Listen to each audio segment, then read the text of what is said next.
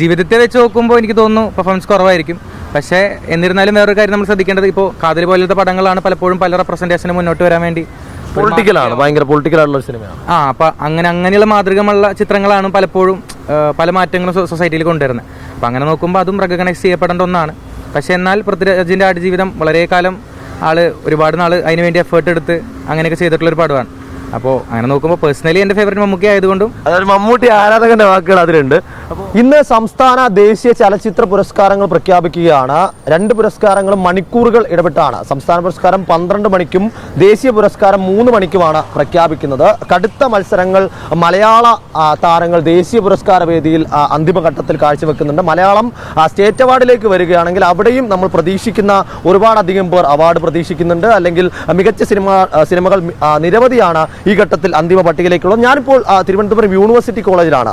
കലാലയങ്ങൾ ഈ കാലഘട്ടത്തിൽ സിനിമകളെ വളരെയധികം ആസ്വദിക്കുന്ന, സ്വന്തമായി ഫിലിം ഫെസ്റ്റിവലൊക്കെ നടത്തുന്ന ഒരു ക്യാമ്പസ് കൂടിയാണ് ഈ യൂണിവേഴ്സിറ്റി കോളേജ്. യൂണിവേഴ്സിറ്റി കോളേജിലെ വിദ്യാർത്ഥികൾക്ക് എന്താണ് ഈ അവാർഡിനെ കുറിച്ച് പറയാനുള്ളതെന്ന് നോക്കാം. അവാർഡ് പ്രഖ്യാപിക്കാൻ പോവുകയാണ്. സംസ്ഥാന അവാർഡ് 2 മികച്ച നടനായി പരിഗണിക്കുന്ന 2 പേരാണുള്ളത്. 2 പേരും അത്രയും മികച്ച പെർഫോമൻസുകൾ 2 ഘട്ടത്തിൽ കാഴ്ചവെച്ച ആൾക്കാരാണ്. എന്താണ് തോന്നുന്നത്?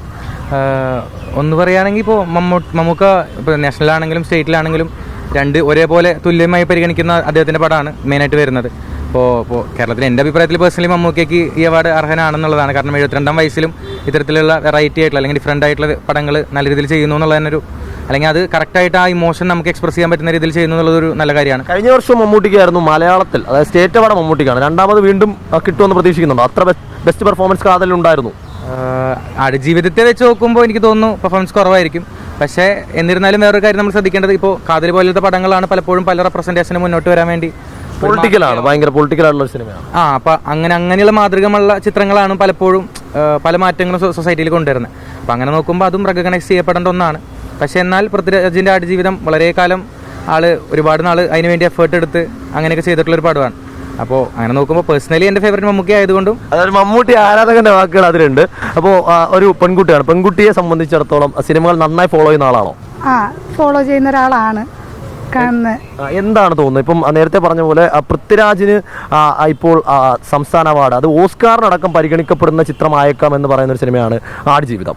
അതേസമയം തന്നെ മറുവശത്ത് ഈ പറഞ്ഞ പോലെ 72-ാം വയസ്സിൽ ഞാൻ അങ്ങോട്ടൊന്നും പോകത്തില്ല, ഇവിടെ തന്നെ ഉണ്ടാവും എന്ന് പറയുന്ന തുടർച്ചയായ വർഷങ്ങളിൽ അന്തിമഘട്ടത്തിലേക്ക് എത്തുകയാണ്.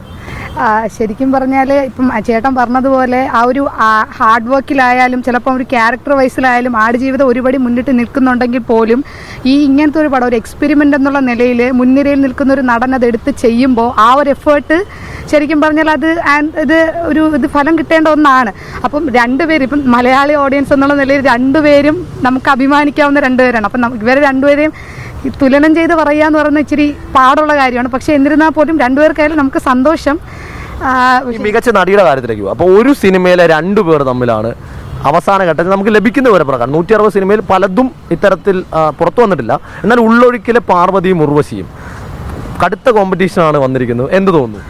ശരിക്കും പറഞ്ഞാൽ അതും നമുക്ക് ഒരു ഇപ്പം റീസെൻ്റ് ആയിട്ട് ഇറങ്ങിയ ഒരു സിനിമ 2 പേരും അത്ര കട്ടയ്ക്ക് നമുക്ക് പറയാൻ ഉദ്ദേശിക്കുമ്പോൾ മലയാളത്തിൻ്റെ ഒരു ലേഡി സൂപ്പർ സ്റ്റാർ എന്ന് പറയാൻ പറ്റുന്ന ഉർവശി, അതുപോലെ തന്നെ അതിൻ്റെ കൂടെ പാർവതി. ശരിക്കും പാർവതിയുടെ ഒരു തിരിച്ചു വരവെന്ന് വേണമെങ്കിൽ പറയാം. കുറേ ഒരു സിനിമകൾക്ക് ശേഷം ആ ഒരു കാഞ്ചനമാല ആ ഒരു ടൈപ്പ് ഓഫ് ഒരു ഇത് വരുന്നു എന്ന് നമുക്ക് പറയാൻ പറ്റും. പക്ഷെ എനിക്ക് പേഴ്സണലി ഉർവശിയോട്, ലേഡി സൂപ്പർ സ്റ്റാർ പറയുമ്പോൾ ഉർവശിയോട് തന്നെയാണ്. ഇപ്പോൾ നമ്മുടെ ഇവിടെ ഒരു മോഹൻലാൽ ഫാൻ ഒളിച്ചു നിൽപ്പുണ്ട്. മോഹൻലാൽ ഈ പട്ടികയിൽ വരാത്തതിൽ വിഷമമുണ്ടോ?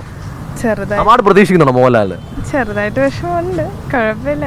അങ്ങനെ വലിയ ഫാനൊന്നും അല്ല, അങ്ങനെ സിനിമയൊന്നും അങ്ങനെ കാണാറില്ല. എന്നാലും മോഹൻലാൽ നല്ല ഒരു ആക്ടറാണ്. ഇപ്പോൾ ദേശീയ തലത്തിൽ ഇന്ന് അവാർഡുകൾ പ്രഖ്യാപിക്കുന്നുണ്ട്. ആർക്ക് കിട്ടുന്നു? അതായത് അവസാന ഘട്ടത്തിൽ കാന്താരയും അതുപോലെ തന്നെ ഈ നൻപകൽ നേരത്തെ മയക്കവും, ഈ 2 സിനിമകളാണ്. അതിൽ മമ്മൂട്ടിക്കാണ് കൂടുതലായി അവാർഡ് പ്രതീക്ഷിക്കപ്പെടുന്നത്. കിട്ടുമോ ദേശീയ അവാർഡ്? അറിയത്തില്ല. നൻപകൽ നേരത്ത് മയക്കം നല്ല സിനിമയാണ്, മമ്മൂട്ടി നല്ല എഫേർട്ട് ഇട്ടിട്ടുണ്ട്. പക്ഷേ പേഴ്സണലി മമ്മൂട്ടി ഫാനാണെങ്കിലും സിനിമ വൈസ് കുറച്ചുകൂടെ എനിക്ക് തോന്നുന്ന അർഹതപ്പെട്ടത് കാന്താരയ്ക്കാണ്. ടെക്നിക്കലി കുറച്ചുകൂടെ അപ്ഡേറ്റ് ആണെന്ന് തോന്നുന്നുണ്ടല്ലേ? ടെക്നിക്കലി അല്ല, കാന്താരയ്ക്ക് കിട്ടാൻ ചാൻസ് കൂടുതലാണ്. കാരണം പെട്ടെന്നൊരു ചെറിയ ഇൻഡസ്ട്രിയിൽ നിന്ന് അങ്ങനെ ഒരു സിനിമ ഇറങ്ങി വൻ ഇതാകില്ലേ. പക്ഷേ കഴിഞ്ഞ വർഷം അല്ലു അർജുന് മികച്ച നടനുള്ള പുരസ്കാരം പുഷ്പയ്ക്ക് കൊടുത്തിരുന്നു. അത് വലിയ വിമർശനം ഉണ്ടായിരുന്നു.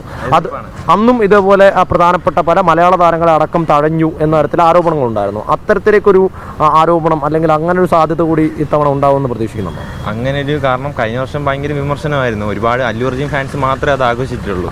കാരണം പേഴ്സണാലിറ്റി കൊമേഴ്ഷ്യൽ സിനിമയ്ക്ക് മാത്രം അവാർഡ് നോക്കിക്കൊണ്ടാണ് അല്ലു അർജുന് കൊടുത്തിരുന്നത്. അപ്പോൾ പൊതുവേ എല്ലാവരും വന്നിട്ട് നോക്കുകയാണ് എന്തുകൊണ്ട് KGF കൊടുത്തുകൂടാ, KGF എന്ത് അർഹതപ്പെട്ടതല്ലേ എന്ന് പറഞ്ഞു. അപ്പം എനിക്ക് പേഴ്സണലി ആ പുഷ്പ 2-ന്റെ പുഷ്പയ്ക്ക് അല്ലു അർജുന് കൊടുത്തതിൽ നല്ല എതിർപ്പുണ്ട്. അപ്പോൾ അത്തരത്തിൽ നമുക്ക് 1-2 ചോദ്യം കൂടെ ചോദിച്ചിട്ട് അവസാനിപ്പിക്കാൻ തോന്നില്ല. ഈ ആടുജീവിതം കണ്ടോ? എങ്ങനെയുണ്ട് ആടുജീവിതം? ഇഷ്ടപ്പെട്ടോ? മികച്ച സിനിമയ്ക്ക് അവാർഡ് കിട്ടാനുള്ളതുണ്ടോ? അപ്പോൾ ഈ ആടുജീവിതവും നേരത്തെ പറഞ്ഞ കാതലും തമ്മിലാണ് മികച്ച സിനിമയ്ക്ക് വേണ്ടി മത്സരിക്കുന്നത്. ആർക്ക് കിട്ടും? ഏതിനകത്താ നമ്മൾ? ആർക്ക് കിട്ടിയാലും നല്ലതാണ്. നമുക്ക് എന്തായാലും ഇവിടെ നമ്മൾ പണിക്ക് പോയാൽ നമ്മൾ ജീവിക്കാന്നൊക്കെ. അപ്പോൾ എന്തായാലും ആ സിനിമയെക്കുറിച്ച് വളരെയധികം ക്രിട്ടിസൈസ് ചെയ്യുന്ന വളരെ ചർച്ചകൾ നടക്കുന്നൊരു ക്യാമ്പസ് തന്നെയാണ് യൂണിവേഴ്സിറ്റി കോളേജ്. ഓരോ സിനിമകൾ കൃത്യമായി കാണുന്ന, ആർക്ക് ഏത് അടിസ്ഥാനത്തിൽ എന്ത് അവാർഡ് കൊടുക്കണമെന്ന തരത്തിലേക്ക് കൃത്യമായ നിലപാട് കൂടിയുള്ള വിദ്യാർത്ഥികൾ. എന്തായാലും ക്യാമറ പേഴ്സൺ ഉണ്ണി പാലാടിക്കൊപ്പം ഗോപാൽ ശീലാസനൽ, മീഡിയ 1 തിരുവനന്തപുരം.